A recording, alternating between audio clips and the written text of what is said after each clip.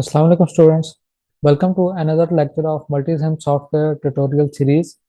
और इस लेक्चर के अंदर हम डिस्कस करेंगे मल्टीप्लेक्सर के सर्किट को। इस वक्त अगर आप देखें तो आपके सामने मैंने तीन मल्टीप्लेक्सर बनाए हुए हैं। ये जो फर्स्ट वाला मल्टीप्लेक्सर है ये 8 to 1 मल्टीप्लेक्सर है। ये सेकंड वाला यहाँ पे मैंने बनाया है ये 4 to 1 मल्टीप्लेक्सर है। और उसके बाद जो थर्ड मल्टीप्लेक्सर मैंने यहाँ पे बनाया हुआ है ये 2 to 1 मल्टीप्लेक्सर है।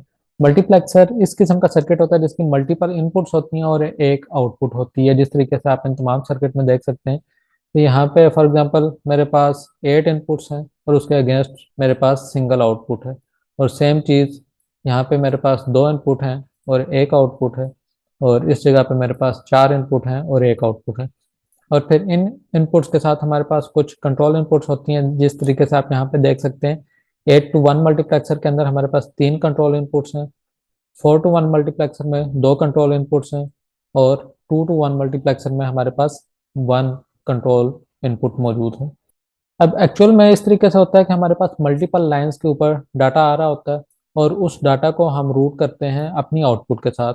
तो कौन सी लाइन का डाटा हमने आउटपुट पे पहुंचाना है उसको हम इन कंट्रोल इनपुट के थ्रू सेलेक्ट करते हैं। सर्किट अगर मैं इसका आपको समझाऊं 8 to 1 मल्टीप्लेक्सर का, तो इसके अंदर 8 एंड गेट्स यूज हो रहे हैं और लास्ट में एक और गेट यूज हो रहा है जिसकी 8 इनपुट्स हैं। यहाँ पे जितने भी एंड गेट यूज हो रहे हैं उनकी 4 इनपुट्स हैं।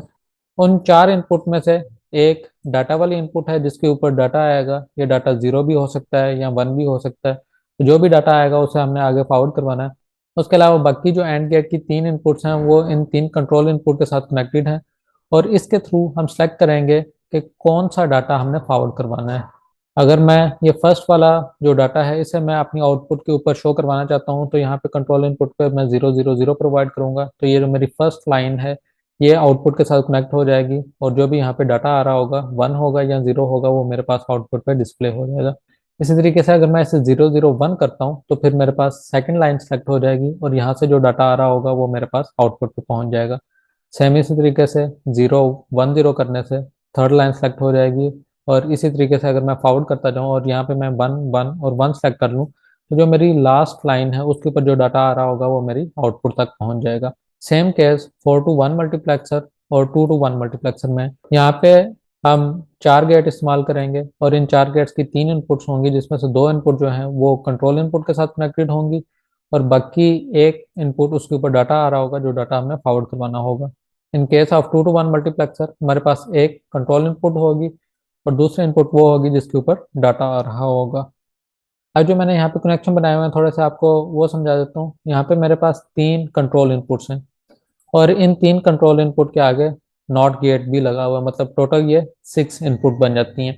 तो इसमें जो हमारा फर्स्ट गेट है उसकी 3 इनपुट होंगी 0 0 0, मतलब यहाँ पे अगर मैं 0 0 0 अप्लाई करता हूँ तो मेरा फर्स्ट गेट सेलेक्ट होना चाहिए। इस तरीके से अगर मैं 0 0 1 अप्लाई करता हूँ तो मेरा सेकंड गेट सेलेक्ट होना चाहिए। तो फर्स्ट गेट पे अगर हमने 0 0 0 अप्लाई करना है और उससे ये सेलेक्ट हो तो उसके लिए ज़रूरी है कि ये जो मेरे पास 3 इनपुट आ रही हैं इनके ऊपर जो नॉट गेट लगा हुआ है फर्स्ट गेट का कनेक्शन मैं उस नॉट गेट के साथ कनेक्ट करूं। यहाँ पे आप देख सकते हैं फर्स्ट गेट इसका फर्स्ट कनेक्शन भी नॉट गेट के साथ है, सेकंड कनेक्शन भी नॉट गेट के साथ है और थर्ड कनेक्शन भी नॉट गेट के साथ है। इससे होगा यह कि जब मैं यहाँ पे 0 0 0 अप्लाई करूंगा तो इन नॉट गेट के थ्रू वो इन्वर्ट होके 1 1 और 1 हो जाएगा। तो एंड गेट की 3 इनपुट्स 1 हो जाएंगी और फिर उसके बाद फोर्थ इनपुट पे अगर हम 1 प्रोवाइड करते हैं तो वो यहाँ से रूट होता हुआ हमारे पास आउटपुट पे आ जाएगा। और अगर डाटा हमारे पास 0 बिट आ रहा हुआ तो फिर हमारे पास जो 0 बिट है वो आगे पहुंच जाएगी। इस तरीके से अगर मैं सेकंड गेट सेलेक्ट करना चाहूँ तो उसके लिए इनपुट होनी चाहिए 0 0 1, मतलब जो फर्स्ट इनपुट है ये नॉट गेट के थ्रू सेकंड गेट को कनेक्ट होगी, सेकंड इनपुट भी नॉट गेट के थ्रू कनेक्ट होगी और थर्ड इनपुट ये डायरेक्टली कनेक्ट होनी चाहिए। तो ये अगर आप देखें तो मैंने सेकंड गेट को थर्ड वाले इनपुट के साथ डायरेक्टली कनेक्ट किया हुआ है। तो इस तरीके से बाकी तमाम गेट्स का भी हम कनेक्शन क्रिएट कर सकते हैं।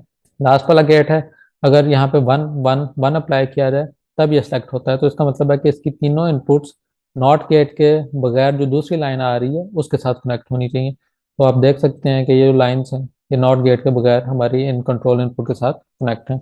सेम केस 4 to 1 और 2 to 1 वाले मल्टीप्लेक्सर में, मतलब अगर फर्स्ट गेट को मैं सेलेक्ट करना है तो यहाँ पे 0 और 0 अप्लाई करूंगा तो इसका मतलब है कि फर्स्ट गेट की जो 2 कंट्रोल इनपुट्स हैं वो नॉट गेट के साथ कनेक्टेड होंगी।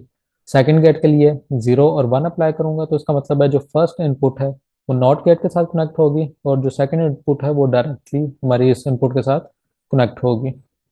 इस तरीके से थर्ड गेट को सेलेक्ट करने के लिए 1 0 अप्लाई करता हूँ, तो फर्स्ट इनपुट डायरेक्टली कनेक्टेड होगी और सेकंड इनपुट नॉट गेट के थ्रू होगी, और अगर मैं 1 और 1 अप्लाई करूँ तो फोर्थ गेट सेलेक्ट होता है। इसका मतलब है फोर्थ गेट का कनेक्शन डायरेक्टली इन दो इनपुट्स के साथ होगा, उसके अंदर नॉट गेट नहीं आएगा। और 2 to 1 मल्टीप्लेक्सर में देखें, अगर मैं यहाँ पे 0 अप्लाई करता हूँ तो मेरा फर्स्ट गेट कनेक्ट होगा, तो इसका मतलब है फर्स्ट गेट की इनपुट नॉट गेट के थ्रू मेरी इस कंट्रोल इनपुट के साथ कनेक्टेड होगी, और सेकंड गेट की input directly without not gate मेरी कंट्रोल इनपुट के साथ कनेक्ट होगी। तो कंप्लीट सर्किट मैंने आपको समझा दिया। अब इसको थोड़ा सा हम रन करके देख लेते हैं कि क्या ये हमारी आउटपुट ठीक आ रही है या नहीं आ रही। तो इस सर्किट को मैंने रन किया अभी आपके सामने।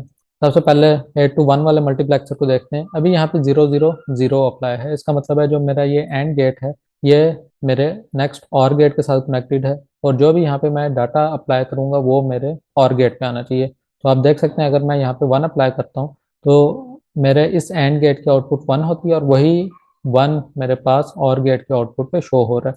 इसे अगर मैं ऑफ करूँगा तो ये ऑफ हो जाएगा। किसी भी और गेट की अगर मैं इनपुट चेंज करूँ तो उसका कोई भी इफेक्ट आउटपुट पे नहीं होगा। इसी तरीके से अगर मैं 0 0 1 यहाँ पे अप्लाई करता हूँ तो इस केस में अब मेरा सेकेंड एंड गेट सेलेक्ट है, और इस एंड गेट की जो आउटपुट है वो मेरे और गेट के साथ कनेक्टेड है इस वक्त। और आप देख सकते हैं कि इसको मैं कंट्रोल कर सकता हूँ, ऑन या ऑफ कर सकता हूँ।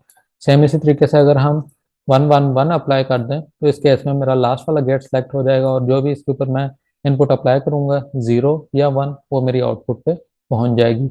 बाकी जो 4 to 1 और 2 to 1 मल्टीप्लेक्सर है वो भी इसी तरीके से है कि आप देख सकते हैं इस वक्त यहाँ पे 1 और 1 सेलेक्ट है, इसका मतलब है लास्ट वाला मेरा गेट आउटपुट के साथ कनेक्टेड है, तो इसके ऊपर जो मैं इनपुट अप्लाई कर रहा हूँ वो मेरे पास आउटपुट पे पहुंच रही है। इस तरीके से अगर मैं 0 और 0 कर दूं तो इसका मतलब है मेरा फर्स्ट गेट आउटपुट के साथ कनेक्ट हो जाएगा, और जो भी फर्स्ट डाटा लाइन के ऊपर मैं इनपुट प्रोवाइड करूंगा वो मेरे पास आउटपुट पे अवेलेबल होगी।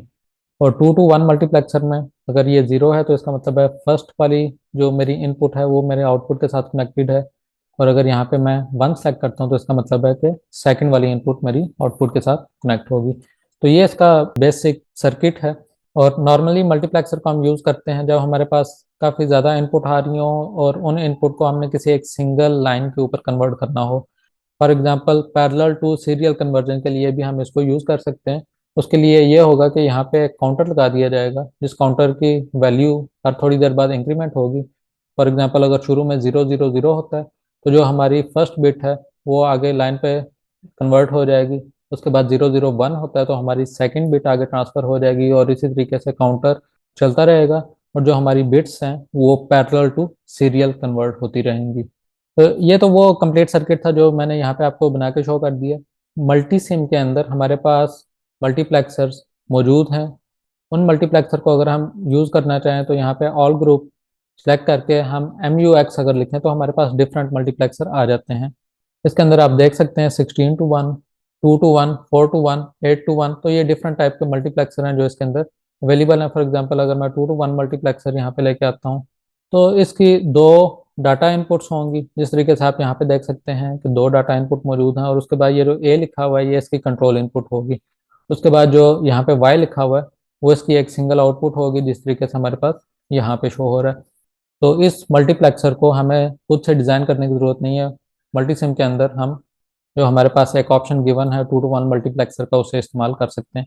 अब यहाँ पे एक क्वेश्चन ये है कि अगर मैं 4 to 1 मल्टीप्लेक्सर इम्प्लीमेंट करना चाहता हूँ लेकिन मेरे पास 4 to 1 मल्टीप्लेक्सर मौजूद नहीं है, या फिर मेरे पास 4 एंड गेट मौजूद नहीं है, तो क्या मैं 2 to 1 मल्टीप्लेक्सर को यूज़ करते हुए 4 to 1 मल्टीप्लेक्सर बना सकता हूँ?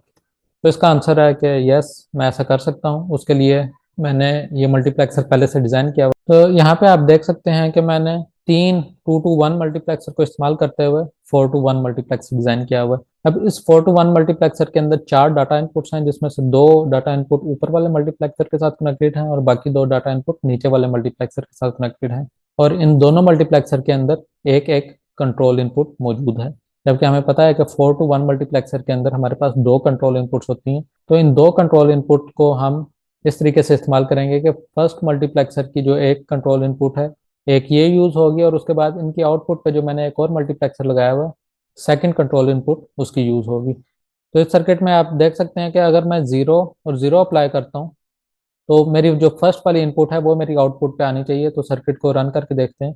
इस वक्त हमारी जो आउटपुट है वो ऑफ है, और अगर मैं इस 1 को चेंज करूंगा तो हमारी इनपुट जो है वो ऑन हो जाएगी। इसका मतलब है 0 और 0 अप्लाई करने से हमारी जो फर्स्ट डाटा इनपुट है वो हमारी आउटपुट के साथ कनेक्टेड हो जाती है। इसी तरीके से अगर मैं 0 और 1 अप्लाई करता हूँ तो उस केस में जो मेरी सेकेंड इनपुट है वो मेरी आउटपुट के साथ कनेक्ट होगी। और अगर मैं 1 और 0 अप्लाई करूंगा तो थर्ड वाली हमारी इनपुट हमारी आउटपुट के साथ कनेक्ट हो जाएगी, और इसी तरीके से 1 और 1 को सेलेक्ट करने से हमारी जो फोर्थ इनपुट है वो आउटपुट के साथ कनेक्ट हो जाएगी। तो इस तरीके से हम 2 to 1 मल्टीप्लेक्सर को यूज करते हुए 4 to 1 मल्टीप्लेक्सर भी डिजाइन कर सकते हैं। इसके अंदर हमें 3 2 to 1 मल्टीप्लेक्सर इस्तेमाल करने पड़ेंगे। तो आज के लेक्चर में यहाँ तक ही था। इस लेक्चर के अंदर अगर आपको कोई कन्फ्यूजन हो तो आप कमेंट सेक्शन के अंदर पूछ सकते हैं। और अगर आपने वीडियो को अभी तक लाइक नहीं किया तो वीडियो को लाइक कर दें और इस चैनल को सब्सक्राइब कर दें। मिलेंगे इंशाल्लाह नेक्स्ट वीडियो में, तब तक अल्लाह हाफिज़।